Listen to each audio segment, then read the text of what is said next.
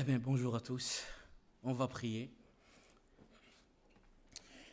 Merci Seigneur pour ces instants que tu nous accordes de pouvoir ouvrir ta parole, Seigneur, et t'écouter. Écouter ce que tu as à nous dire, Seigneur. Parle à travers moi, Seigneur, afin que je puisse transmettre ta parole. Et je te remets aussi les frères et sœurs qui sont assis, qui ne soient pas simplement des spectateurs, mais qui soient aussi des acteurs pour agir par rapport à ta parole. Nous t'en prions ainsi dans le nom de Jésus-Christ. Amen.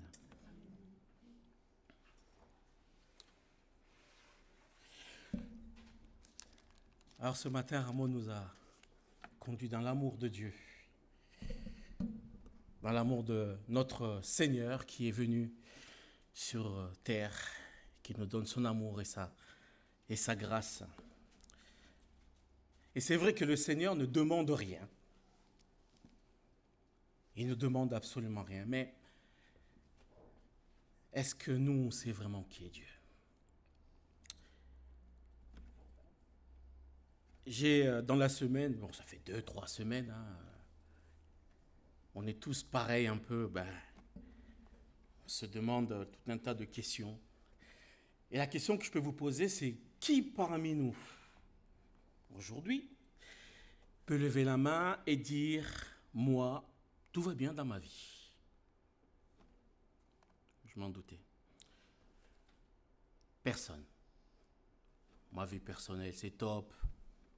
Ma santé, c'est top. Ma vie d'église, c'est top. Ma vie de famille, ça va. Ma vie professionnelle, ou retraité, ou étudiant, c'est top. En fait, en bref, ce qu'on dit un peu dans les forces de l'ordre, RS. Rien à signaler, tout va bien. Eh ben non, personne ne peut le dire. Et dans ma semaine, comme d'habitude, je vadrouille beaucoup en voiture. Et je partage mon poste avec un collègue qui vit les mêmes péripéties, on va dire. Et il m'a dit, mais Trésor, qu'est-ce qu'on fait? On est un peu comme une espèce de cassette audio, à l'ancienne pour ce qu'ils ont connu, parce que maintenant c'est du streaming. On met la cassette audio, ça tourne. Quand c'est fini la phase A, on repart sur la phase B. Et ça recommence et ça recommence. Eh ben, on vit un peu ça. On règle un problème, dans la minute qui suit, il y a un autre problème qui sort. Et on se dit, mais qu'est-ce qu'on fait? Avec mon collègue. Je lui dis, mais je me suis posé la même question, ça fait 3 semaines que je me la pose. Parce que ça ne s'arrête jamais. Et là, elle me dit, oui, mais on fait quoi? Et ben, je l'ai regardé, je lui ai dit, mais tu sais quoi, poulet? Faut regarder à Dieu. Et vous imaginez bien. Ah, ouais, mais toi, si t'aimes bien tes trucs bizarres. Mais plus sérieusement, Trésor, qu'est-ce qu'on fait? Je dis, mais faut regarder à Dieu. Je vois pas quelle réponse d'autre je peux te donner que regarder à Dieu. Il n'y en a pas d'autre. Et je me suis souvenu de ce passage, ne le prenez pas, ça m'a juste passé dans la tête cette semaine, de Jérémie qui dit, nul n'est semblable à toi, ô Éternel. Tu es grand et ton nom est grand par ta puissance. Nul n'est semblable à toi. Le Seigneur est plus grand que n'importe quel problème auquel on peut faire face, auquel vous faites face aujourd'hui. Nous pouvons certainement, et je l'espère, affirmer que Dieu est plus grand que les hommes. Mais sommes-nous vraiment conscients de la grandeur de notre Dieu? En sommes-nous vraiment conscients? Avons-nous déjà fait l'expérience de savoir c'est quoi la grandeur de notre Dieu? Avons-nous déjà cherché à connaître Dieu dans sa grandeur, dans son amour insondable, sa grandeur insondable? Est-ce qu'on a déjà fait l'expérience de le chercher? C'est fou parce que dans la Bible, le premier livre de la Bible, on le connaît tous, c'est la Genèse. Dès le premier verset, on parle déjà de la grandeur de Dieu. Au commencement était la parole, et la parole était Dieu. Au commencement, Dieu créa la terre. Déjà, rien que ça, on nous montre déjà c'est quoi la grandeur de Dieu. Et quand on lit la Genèse, on voit bien que Dieu n'a pas amené des grues, des chariots, tout un tas de choses. Il dit toujours, Dieu dit, et bim. Dieu dit, et bim. Rien que là, on voit la grandeur de Dieu. Et quand on parcourt la parole, la Bible, là où le Seigneur nous parle, mais plus on parcourt, plus on voit la grandeur de Dieu. Elle se manifeste page par page. Jusqu'à l'Apocalypse, on voit la grandeur de Dieu. Et ce matin, on va lire Ésaïe 40. Parce que depuis que j'ai repris, du coup, j'en suis là. Ésaïe 40.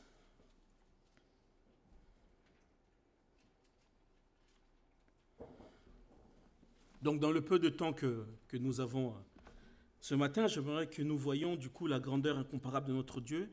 Et on va commencer par le verset 9. Mais ce qui va nous intéresser, ça sera à partir du verset 12. Mais juste pour faire une introduction, on va commencer par le verset 9. Monte sur une haute montagne, Sion, pour publier la bonne nouvelle. Élève avec force ta voix, Jérusalem, pour publier la bonne nouvelle.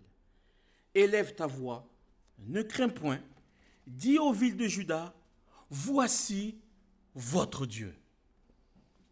On commence déjà, voilà le thème. Dis aux villes, à la ville de Juda, voici votre Dieu. Voici le Seigneur, l'Éternel vient avec puissance et son bras, il commande, voici le salaire est avec lui, et les rétributions le précèdent. Comme un berger, il paîtra son troupeau, il prendra les agneaux dans ses bras et les portera dans son sein, et il conduira les brebis qui allaitaient. Voici votre Dieu. Au verset 10, on apprend que l'Éternel est souverain, qu'il vient avec puissance, avec une autorité absolue, sans aucune rivalité.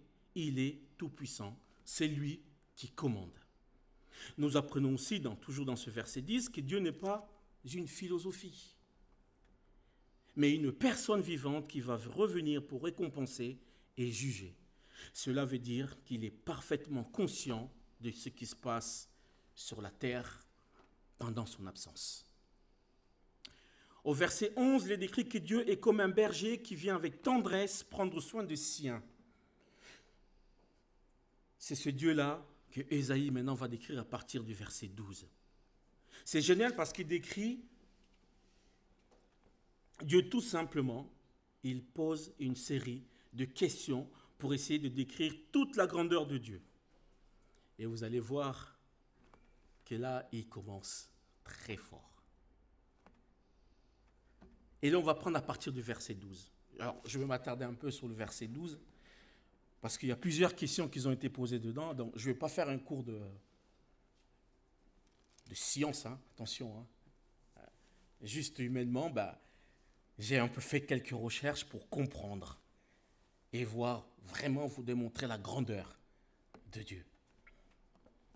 Qui a mesuré les eaux dans le creux de sa main, pris les dimensions des cieux avec la paume, et ramasser la poussière de la terre dans un tiers de mesure?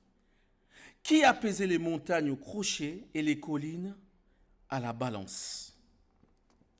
Waouh! Qui a mesuré les eaux dans le creux de sa main? Alors, je me suis posé quand même la question.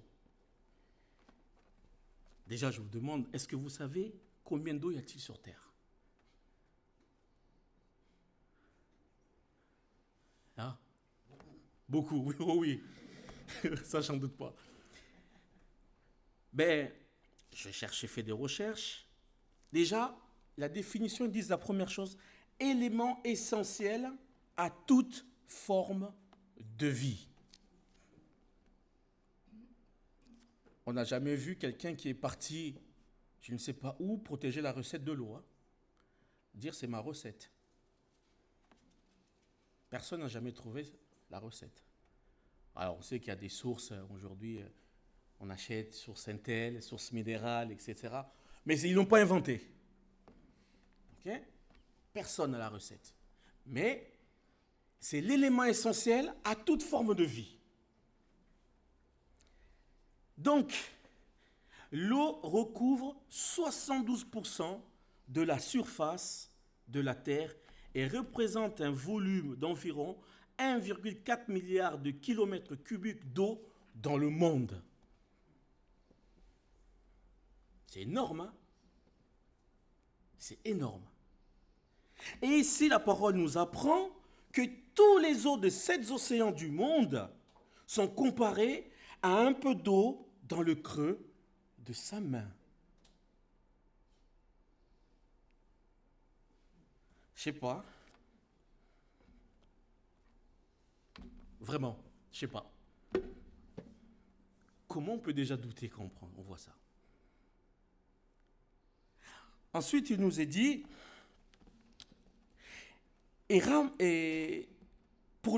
pris les dimensions des cieux avec la pomme.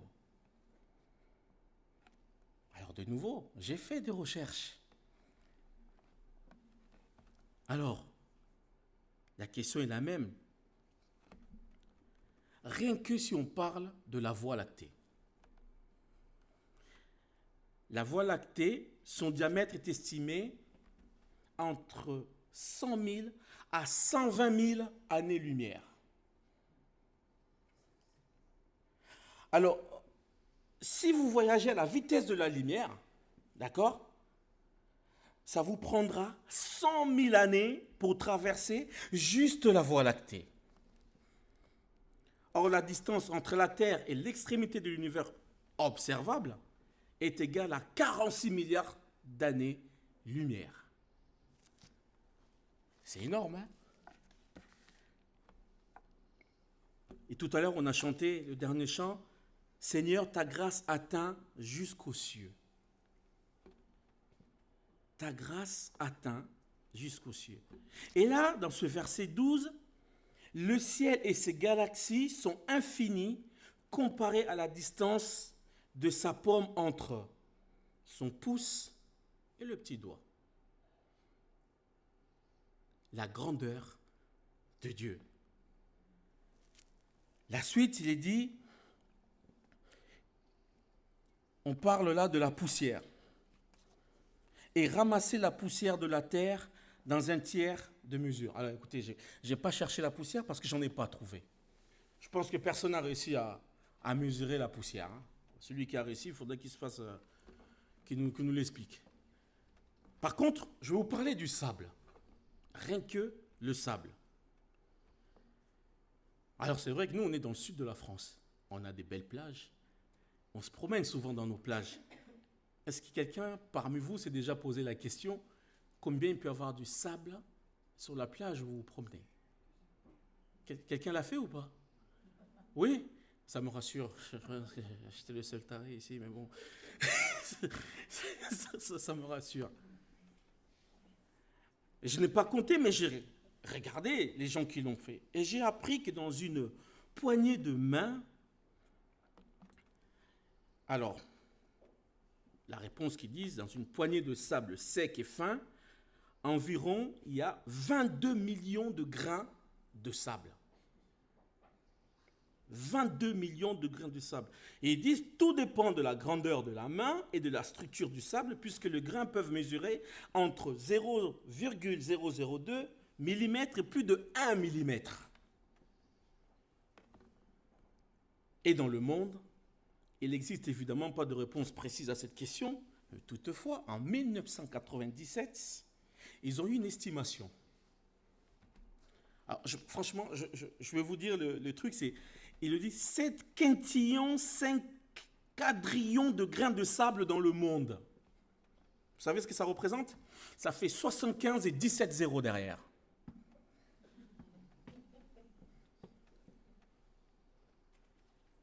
On peut dire indirectement, les mecs, ils ont galéré quand même. Hein. Franchement. Hein. Et les étoiles? N'en parlons pas. Dans les étoiles, je ne peux pas vous dire le numéro parce que je ne sais pas comment est-ce que je peux le prononcer. Mais c'est 70 avec 22 zéros. D'accord? L'univers observable. 70 avec 22 zéros derrière. Il y a donc plus d'étoiles que de grains de sable dans le monde. Donc environ 10 étoiles pour chaque grain de sable. Genèse 1,16, il est dit, Dieu fit les deux grandes luminaires, le plus grand luminaire pour précéder au jour et les plus petits luminaires pour précéder à la nuit. Il fit aussi les étoiles.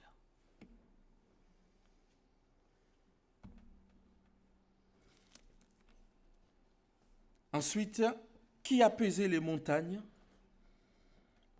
les crochets et les collines à la balance? Alors, je fais pareil, recherche. Combien y a-t-il de montagnes dans le monde?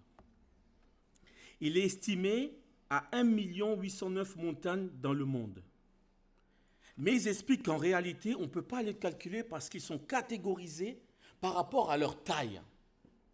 1000 mètres, 2000 mètres, 3000 mètres. Donc, d'où pourquoi c'est une estimation.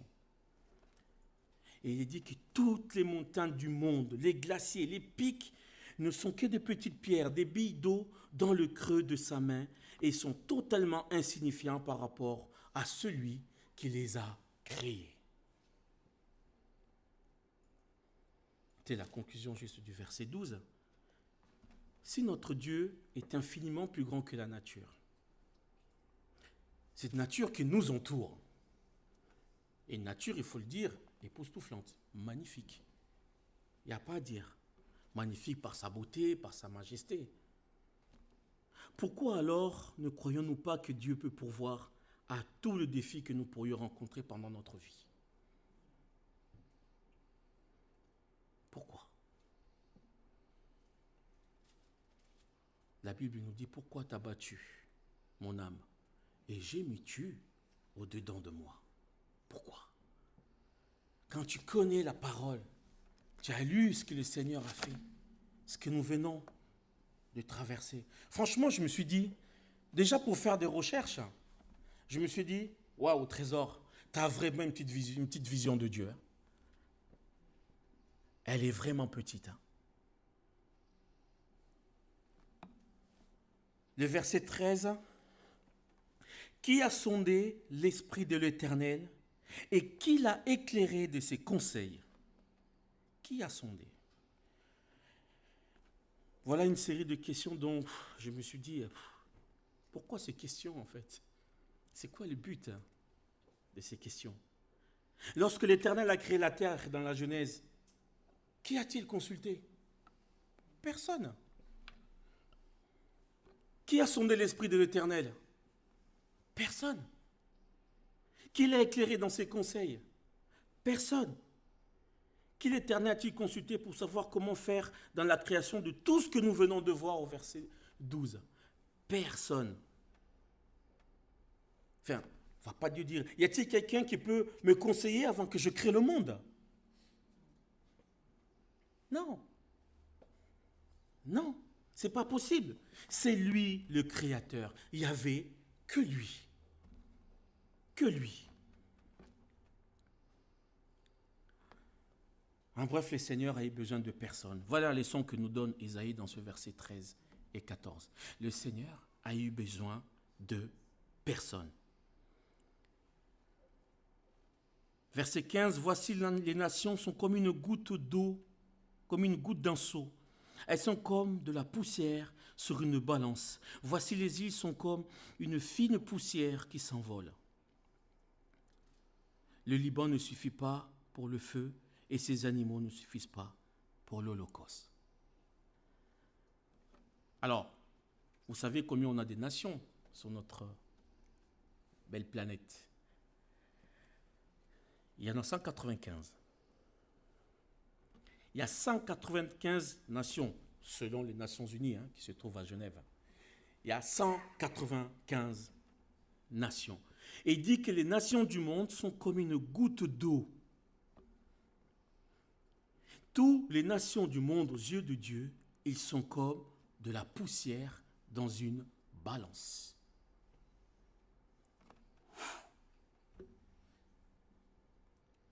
Voilà, les îles sont comme une poussière. Alors c'est vrai, il y a des très belles îles. Il y en existe des belles îles dans le monde. Mais les plus belles îles que nous connaissons ne sont même pas le poids du grain de sable plutôt lourd, mais sont de la poussière qui s'envole avec un peu de vent. Voilà l'île de la Réunion. Je dis juste la Réunion, je peux dire l'Angleterre, c'est une île, l'Angleterre. Poussière. Rien du tout. Et là, c'est ce que nous sommes en train de voir. C'est ce que Dieu pense finalement de toutes ces puissances militaires du monde à ses yeux. Ils ne sont rien. Rien du tout. Regardez juste un passage dans Matthieu 26. Tu veux bien le mettre, Sandra? Matthieu 26.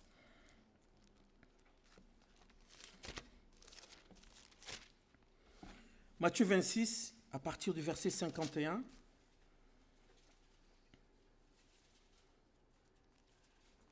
Donc là, on parle de l'arrestation de Jésus. Et voici un de ceux qui étaient avec Jésus, étendit la main et tira son épée. Et il frappa le serviteur souverain sacrificateur et lui emporta l'oreille. Alors Jésus lui dit, remets ton épée à sa place, car tous ceux qui prendront l'épée périront par l'épée. Verset 53. Penses-tu que je ne puisse pas invoquer mon Père qui me donnerait à l'instant plus de 12 légions d'anges? Ils sont rien, les puissances de ce monde. En un instant, la légion d'anges arrive, terminé. Poussière. Ils sont rien. Alors, attention, on ne fasse pas amalgame. Je ne suis pas en train de dire qu'il ne faut pas avoir du respect pour les nations. Il faut des nations, il faut des présidents, il faut des rois, il faut de la structure. Il en faut. D'ailleurs, c'est biblique. Si vous lisez 1 Timothée 2, il est dit qu'il faut prier pour ceux qui nous gouvernent. D'accord? Et pour toutes les autorités. Je ne dis pas qu'il faut qu'on devienne des rebelles. Non. Juste, je démontre la grandeur des dieux par rapport aux nations, par rapport aux hommes. Ok? Mais quand on mesure tout ça à Dieu, finalement, c'est que de la poussière. Que de la poussière. Le verset 16, il nous parle du Liban. Pourquoi le Liban? Le Liban est connu pour les cèdres. Les grands cèdres du Liban. D'accord? Mais aux yeux de Dieu, tu peux réunir tous les cèdres du Liban. Ce n'est pas assez de bois pour démarrer un feu. Pas assez. Et il nous parle aussi des animaux. Les animaux ne suffisent pas pour l'Holocauste. Malgré tous les animaux que nous avons dans nos pays respectifs, dans ce monde.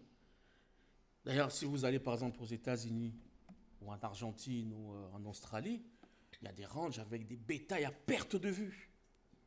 Et parfois, il faut des hélicoptères pour les survoler, pour le regarder de loin. Mais même ça ne suffit pas aux yeux de l'Éternel. D'accord? Le verset 18, le Seigneur nous pose la question, à qui voulez-vous comparer Dieu?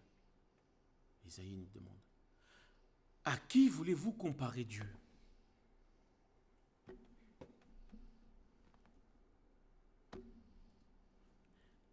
Personne. Et quelle image ferez-vous son égal? C'est un ouvrier qui font l'idole, et c'est un orfèvre qui a la couvre d'or, et il soude de chêne et d'argent. Celui que le pauvre oblige à donner peut choisir un bois qui résiste à la vermoulure. Il se procure un ouvrier capable pour le faire, une idole qui ne branle pas. Alors, ça c'est une discussion que j'ai eue aussi avec un collègue. Les idoles, il me dit, oui mais Trésor, on n'a plus d'idoles. Enfin, on est maintenant dans un monde moderne. C'est fini à l'époque. Bah, allez, hormis, tu vas dans des pays comme l'Inde, comme la Chine, comme la Grèce. Bon, non, on n'a plus d'idole. Je dis, ah bon? Mais en réalité, l'idolâtrie, c'est quoi? C'est tout ce qui est au-dessus de Dieu. C'est pas tout simplement ce qui est forgé. C'est tout ce qui est au-dessus de Dieu. Le succès, l'argent, les smartphones, tout ce que nous mettons en priorité devant Dieu, ce sont des idoles. C'est rien d'autre que ça. C'est pas simplement un morceau de bois vissé par terre. Hein. Faire attention, ça, chers frères et sœurs. Tout ce qu'on met au-dessus de Dieu, c'est de l'idolâtrie. Rien d'autre. Ok? Alors, qui est-il, ce Dieu? Qui est-il? Il nous répond au verset 22. À partir du verset 21. Ne le savez-vous pas? Ne l'avez-vous pas appris? Ne l'a-t-on pas fait connaître dès le commencement? N'avez-vous jamais réfléchi à la fondation de la terre? C'est lui qui est aussi au-dessus du cercle de la terre. Je me suis bloqué là, celui qui est assis au-dessus du cercle de la terre. Déjà à l'époque, la Bible parlait du fait que la terre était ronde. Et les sentiments populaires pensaient que la terre était plate. C'est impressionnant. En fait, il fallait juste lire la Bible. Hein. Se creuser la tête et faire des bateaux. Il fallait juste lire la Bible. On aurait compris directement que la terre était ronde. Hein. Ceux qui l'habitent sont comme des sauterelles. Ils étendent les cieux comme une étoffe légère. Il les déploie comme une tente pour en faire sa demeure. C'est lui qui réduit les princes à rien et qui fait des juges de la terre une vanité. Ils ne sont même pas plantés, pas même pas semés. Leur tronc n'a pas même de racines en terre. Il souffle sur eux, ils se dessèchent et un tourbillon les emporte comme le chaume. Je sais pas, j'ai eu des insomnies cette semaine, même 15 jours, j'ai eu beaucoup d'insomnies, énormément. Donc soit je lisais, soit je regardais des émissions. Je suis tombé sur une émission un peu qui parlait de guerre. Et je me suis dit, mais franchement, en fait, l'histoire de l'humanité, elle est faite que de guerre. Mais elle est remplie par des guerres. Toute l'histoire de l'humanité. Et quand on voit tous ces gens qui se battaient, qui allaient à la guerre, en fait, ils étaient comme vous et moi. Ils se disaient, bon, demain, qu'est-ce qui va se passer ou dans quelques années, j'aurai quel âge? Mais tous ces gens-là, il n'y a plus personne. Plus personne. Mais c'est vrai ce qu'il dit là. Le psaume 103, il nous dit, au verset 15, « La vie humaine est comme l'herbe. Elle ressemble à la fleur des champs, elle commence à fleurir, puis sous le souffle du vent, elle disparaît. » Et ce verset finit, « On ne sait même plus où elle était. » Dieu souffle sur eux, ils se dessèchent. Dieu nous donne le jour de notre vie et le jour de notre mort. Dieu est souverain sur chaque bouffée d'air que nous avons. Et rien, chers frères et sœurs, ne peut changer cela. Il est souverain sur tout ça. Alors, pourquoi sommes-nous intimidés ou effrayés par le Tout-Puissant de ce monde? Pourquoi? Pourquoi sommes-nous effrayés par tous ces bruits de guerre? Au final, Dieu contrôle tout. Il contrôle tout. Je vous dis ça parce que j'ai la famille qui vit une grande guerre en ce moment, où il y a des morts et des morts au Congo à l'Est. J'étais dans l'inquiétude. Quand on les a au téléphone, c'est l'inquiétude. Mais en fait, Dieu contrôle tout. Le Seigneur est au contrôle de toutes choses. Alors notre peur, c'est parfois, nous laissons nos problèmes prendre le dessus. Et quand on laisse les problèmes prendre le dessus, qu'est-ce qui se passe? On panique. On panique. On ne sait plus quoi faire, on ne sait plus sur qui tourner, et on panique. Mais laissez le Seigneur contrôler tout. Verset 25, « À qui me comparez-vous pour que je lui ressemble ?» dit le Saint. À qui? À qui voulez-vous comparer les seigneurs? Il compte le nombre des étoiles et il leur donne même un nom. Il fait défiler ces étoiles chaque soir avec une régularité parfaite et leur donne chacun un nom. Si vous allez dans les psaumes 147, verset 4, vous allez voir, la parole le dit. Il compte le nombre des étoiles, il leur donne tous les noms. On a dit combien d'étoiles on avait tout à l'heure. Hein? Et chaque soir, le Seigneur le sait. Alors, quand j'ai vu ça, je me dis, mais Trésor, en fait, comprends une chose. Et je veux que vous l'entendez, ça.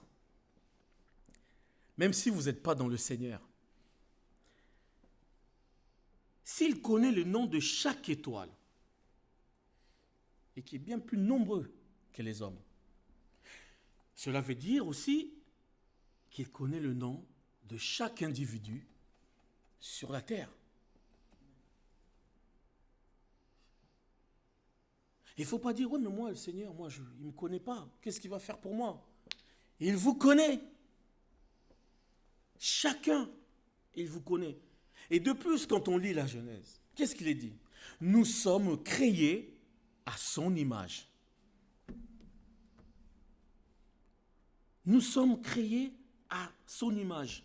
Et quand on continue à lire la Bible, il est même dit que nous sommes rachetés, comme on l'a dit, par la grâce de Jésus-Christ. Il connaît chacun d'entre nous et nous sommes rachetés par sa grâce. Pourquoi se poser des questions? Bien sûr qu'il nous connaît. Il ne faut pas avoir peur. Le Seigneur connaît chacun d'entre nous. Matthieu 10, à partir du verset 28. Ne craignez pas ce qui tue le corps et qui ne peuvent tuer l'âme. Craignez plutôt celui qui peut faire périr l'âme et le corps dans la gêne. Ne vendons pas 2 passereaux pour 1 sou. Cependant, il n'en nombre pas un à terre sans la volonté de votre Père. Et même vos cheveux sont tous comptés. Il connaît vos noms, il connaît même le nombre de cheveux que chacun de nous a sur la tête. Est-ce que vous savez en moyenne combien on a de cheveux sur la tête? Ouais, j'ai fait mon fou aussi, j'ai cherché. Combien? Ah. C'est vrai qu'avec l'âge, hein, bon, y en a qui n'en ont carrément pas, hein, mon frère. Hein? Raphaël, hein, je suis désolé pour toi. Hein? Ah non. On a en moyenne dans notre tête, entre 100 et 150 000 cheveux sur la tête. Bon, avec l'âge, on en a moins. Pour certains, selon la dégarnie, on en a moins. Quand tu comprends qui est Dieu, tout d'un coup,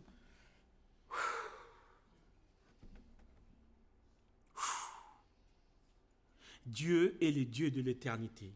Il est le commencement et il est la fin. Et il contrôle tout. Il n'y a rien, absolument rien qui l'échappe. Verset à partir du verset 27. Pourquoi dis-tu Jacob? Pourquoi dis-tu Israël? Ma destinée est cachée devant l'Éternel. Mon droit passe inaperçu devant mon Dieu. Ne le sais-tu pas? Ne l'as-tu pas appris? C'est le Dieu de l'éternité. L'Éternel qui a créé les extrémités de la terre. Il ne se fatigue point, il ne se lasse point. On ne peut sonder son intelligence. Il donne de la force à celui qui est fatigué. Il augmente la vigueur de celui qui tombe en défaillance. Les adolescents se fatiguent et se lassent, et les jeunes hommes chancellent. Mais ceux qui se confient en l'Éternel renouvellent leur force. Ils prennent leur vol comme les aigles. Ils courent et ne se lassent point. Ils marchent et ne se fatiguent point. Vous avez déjà vu un aigle ou un oiseau voler quand vous êtes en montagne ou sur l'autoroute ou... À un moment, ils sont comme ça. Ils ne bougent pas. Personne, il n'y en a pas un qui fait ça. Ils sont comme ça. C'est impressionnant. Ils sont confiants à ce que Dieu leur a donné. Confiants à ce que Dieu leur a donné. Si le Seigneur a permis que je reste comme ça, c'est lui qui me l'a donné. C'est comme ça que nous, on doit être. On doit être comme les aigles. Mais à la place de ça, qu'est-ce qu'on fait? On s'épuise, on s'épuise, on s'épuise. On passe de nuit blanche, on cherche des solutions et machin. On s'épuise. La Bible nous dit qu'en réalité, dans l'homme, c'est l'esprit qui est le souffle du Tout-Puissant qui nous donne l'intelligence. Mais nous, on s'épuise. Est-ce que vous connaissez les 7 « je suis » de Christ dans la Bible? À 7 reprises, Jésus s'est décrit par des images très simples de compréhension et pourtant lourdes de sens.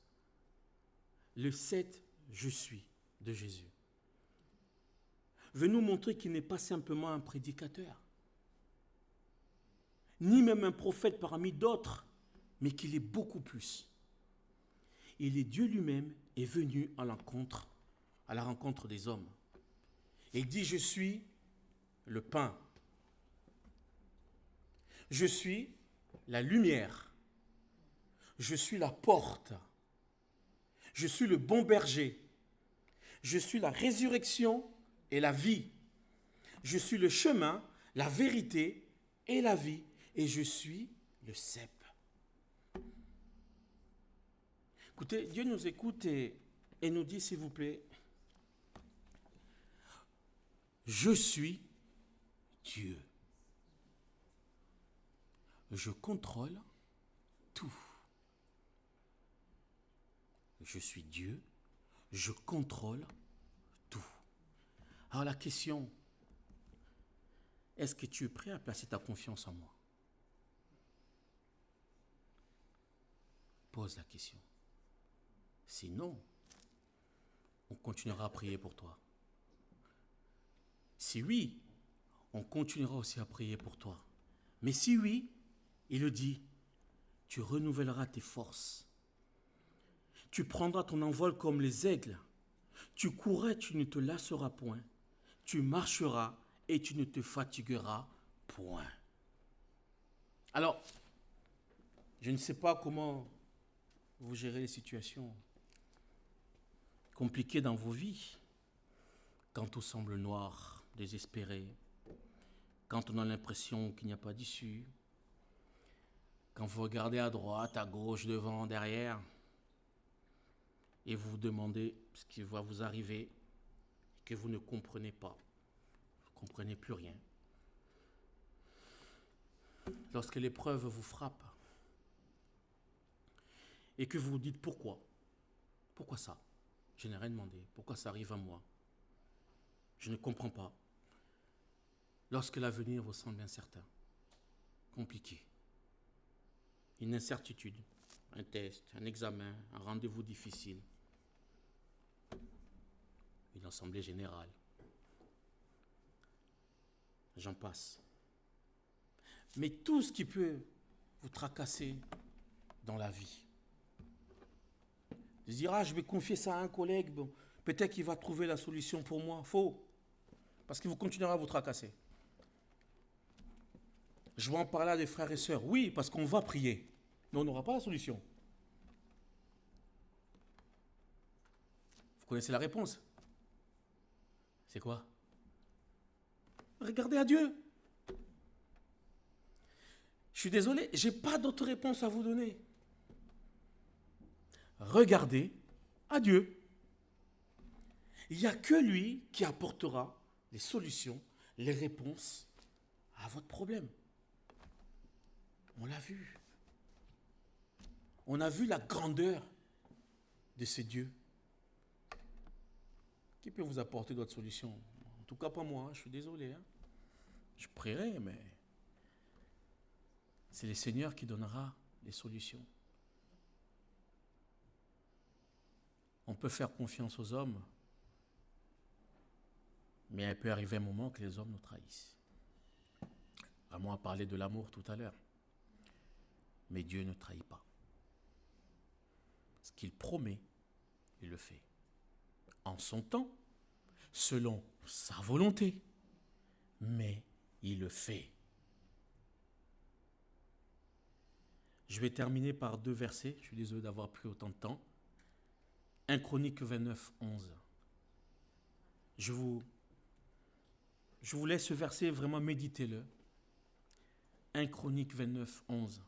À toi, Éternel, la grandeur, la force et la magnificence, l'éternité et la gloire, car tout ce qui est au ciel et sur la terre t'appartient. À toi, l'Éternel, le règne, car tu te lèves souverainement au-dessus de tout. Car tu te lèves souverainement au-dessus de tout. Et le deuxième, c'est Proverbe 18, 10. Le nom de l'Éternel est une tour forte. Le juste s'y refuge et se trouve en sûreté. Mon âme bénit l'Éternel et n'oublie aucun de ses bienfaits. Amen.